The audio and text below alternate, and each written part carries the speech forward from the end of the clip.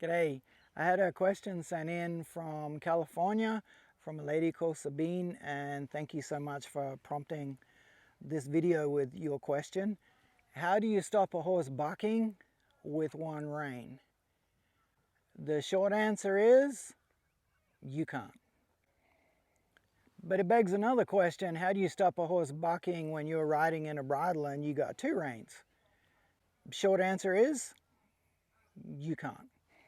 A horse is bucking out of genuine fear, like they're underprepared, you hop on, or something really bothers them or really startles them.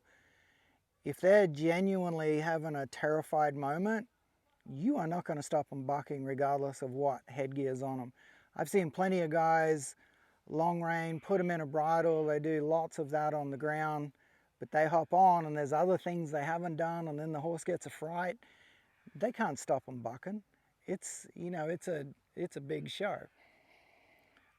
I have 3 stories I'd like to share before I quickly got onto them. You do have more purchase, with a snaffle and one rein, you can probably get to the heads, get them pulled around a little bit quicker.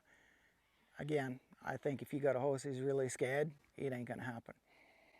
3 quick stories to how I came across this view. So 2 stories from when I was younger. I had a thoroughbred Clydesdale mare that had been badly abused, had lots of problems, and I hopped on her and she'd go to bucking and she'd buck quite straight and it was quite strong. So I sort of held the lead up with one hand and I was trying to get my other hand on the panic handle. As soon as I got that and I got settled and I took put slack in the lead rope, she slowed down and quit bucking within 2 or 3 strides. But while I was hanging on to it, she was getting harder and stronger.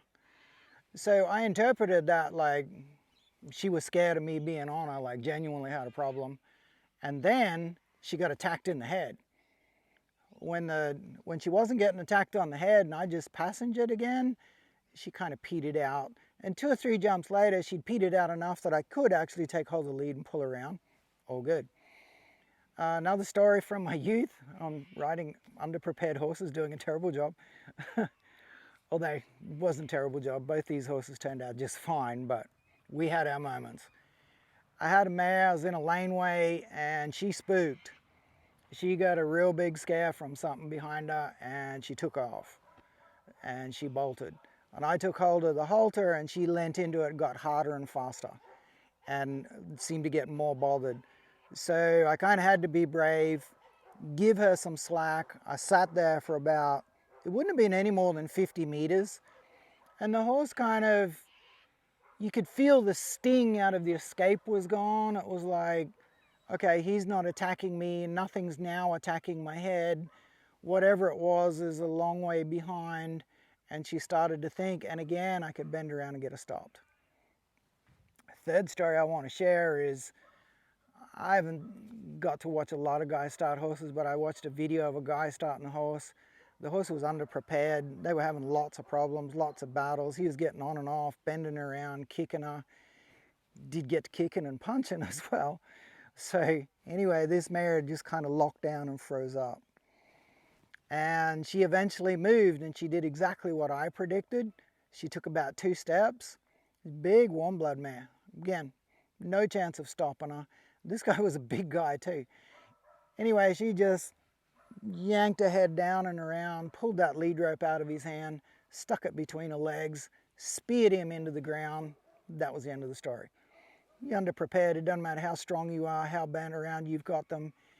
If they've genuinely got a problem, you're gonna have a fun day at the office. Anyway, thanks for watching. Again, just my opinion, but I think it was worthwhile sharing. Okay, cheers. Catch you on the next one. If you could like, share, subscribe, turn on the notifications bell, that would be awesome. Thank you. Cheers.